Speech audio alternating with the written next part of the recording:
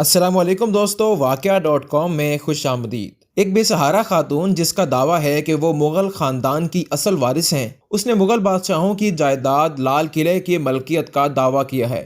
گزشتہ دنوں Delhi high court نے کولکتہ کی رہائشی 59 سالہ خاتون سلطانہ بیگم کی اس درخواست کو مسترد کر دیا جس میں انہوں نے دہلی کے تاریخی لال قلعے پر اپنی ملکیت کا دعویٰ کرتے ہوئے استدعا کی تھی کہ انڈین حکومت نے ان کی پراپرٹی لال قلعے پر ناجائز قبضہ کر رکھا ہے اور یہ کہ عدالت انہیں اس پراپرٹی کا قبضہ واپس دلوائے۔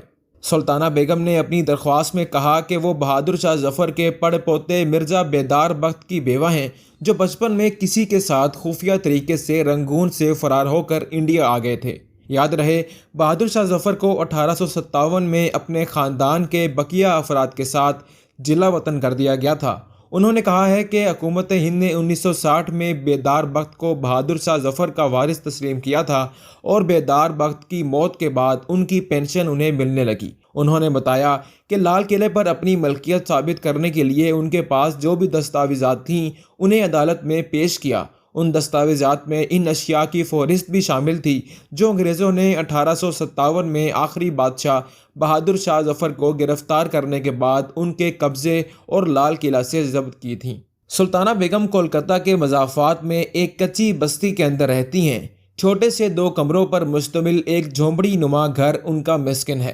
ان کے معمولی املاک میں مرزا محمد بیدار بخت کے ساتھ ان کی شادی کا ریکارڈ بھی شامل ہے، جسے ہندوستان کے آخری مغل حکمران کا پڑپوتا سمجھا جاتا ہے۔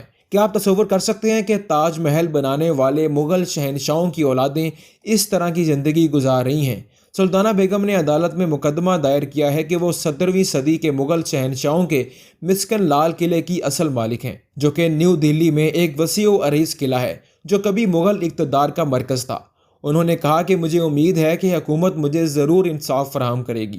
جب کوئی چیز کسی کی ہو تو اسے واپس کر دینا چاہیے۔ یہ مقدمہ، جس کی حمایت وہاں کی مقامی تنظیم ہمدرد والوں نے کی ہے، سلطانہ بیگم اپنے دعوے پر قائم ہیں۔ وہ کہتی ہیں، میرے مرحوم شوہر کا سلسلہ نسب حکومت کرنے والے آخری شہنشاہ بہادر شاہ ظفر سے ملتا ہے۔ 1837 میں بہادر شاہ ظفر کی تاجپوشی کے وقت تک مغل سلطنت راجدھانی کی حدود تک سکڑ چکی تھی۔ برطانوی افواج نے 1 ماہ کے اندر اندر دہلی کو گھیر لیا اور بغاوت کو بے رحمی سے کچل دیا۔ شاہی خاندان کے ہتھیار ڈالنے کے باوجود بہادر شاہ ظفر کے تمام بچ جانے والے بیٹوں کو پھانسی دے دی۔ 1857 کی پہلی جنگ آزادی کے وقت بہادر شاہ ظفر 82 سال کے تھے جب ان کے سبھی بچوں کا سر قلم کر کے ان کے سامنے انگریز تھال میں سجا کر تحفے کی شکل میں لائے تھے۔ میجر ہڈسن نے ان کے بیٹے مرزا غلام، مرزا خضر سلطان، مرزا ابو بکر اور مرزا عبداللہ کو بھی قید کر لیا۔ میجر ہڈسن نے سبھی 4 صاحبزادوں کا سر کاٹا اور ان کا گرم خون پی کر ہندوستان کو آزاد کرنے کی چاہ رکھنے والوں کو وحشت ناک پیغام دیا۔ بہادر شاہ ظفر نے اپنے بیٹوں کے کٹے ہوئے سروں کو اپنے ہاتھوں میں لے کر درد بھرے الفاظ میں ان کے لیے دعا کرتے ہوئے کہا، تیمور کی اولاد ایسے ہی سرخرو ہو کر باپ کے سامنے اپنا فرض ادا کرتے ہیں۔ بعد ازاں بہادر شاہ ظفر کو میانمار جلا وطن کر دیا گیا۔ لال قلعہ کی بہت سی عمارتیں بغاوت کے چند سال بعد منہدم ہو گئی تھیں اور 20ویں صدی کے اختتام پر نو آبادیاتی حکام کی جانب سے اس کی توسیع و آرائش کا حکم دیا گیا۔ ہندوستان کے پہلے وزیر اعظم جواہر لال نہرو نے اگست 1947 میں آزادی کے پہلے دن کے موقع پر قلعے کی فصیل سے قومی پرچم لہرایا تھا۔ یہ رسم اب ان کے جانشینوں کے ذریعے ہر سال دہرائی جاتی ہے۔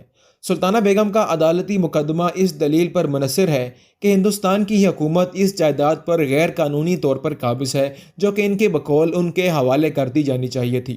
دہلی ہائی کورٹ نے کچھ عرصہ قبل ان کی درخواست کو وقت کا زبردست ضیاع قرار دیتے ہوئے مسترد کر دیا، لیکن اس بات پر کوئی فیصلہ نہیں دیا کہ آیا اس کا شاہی نسب کا دعویٰ جائز ہے یا نہیں۔ اس کی بجائے عدالت نے کہا کہ سلطانہ بیگم کی قانونی ٹیم اس بات کا جواز پیش کرنے میں ناکام رہی ہے کہ بہادر شاہ ظفر کی جلا وطنی کے بعد 150 سالوں تک اس کی اولاد کی طرف سے اب تک ایسا مقدمہ درج کیوں نہیں کرایا گیا۔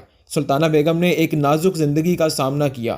ان کی شادی مرزا محمد بیدار بخت سے 1965 میں اس وقت ہوئی جب سلطانہ بیگم صرف 14 سال کی تھی اور ان کے شوہر کی عمر 32 سال تھی۔ سلطانہ بیگم اپنے ایک پوتے کے ساتھ ایک چھوٹی سی جھونپڑی میں رہتی ہیں، پڑوسیوں کے گھر باورچی خانے میں کام کرتی ہیں اور گلی کے اندر ایک اجتماعی نلکے پر کپڑے دھوتی ہیں۔ کچھ سالوں سے وہ اپنے گھر کے قریب چائے کی ایک چھوٹی دکان چلاتی تھی، لیکن سڑک کو چوڑا کرنے کے لیے دکان کو منہدم کر دیا گیا۔ اب وہ ماہانہ 6,000 روپے پینشن پر گزارا کر رہی ہیں، لیکن انہیں اب بھی یقین ہے کہ بھارت کی عدالت انہیں انصاف فراہم کرتے ہوئے لال قلعہ ان کے حوالے کر دے گی۔ امید کرتے ہیں کہ آپ کو واقعہ.com کی آج کی یہ ویڈیو ضرور پسند آئی ہوگی۔ آپ سے ملاقات ہوگی انشاءاللہ ایک نئی ویڈیو میں۔ تب تک کے لیے اجازت دیجیے۔ خدا حافظ۔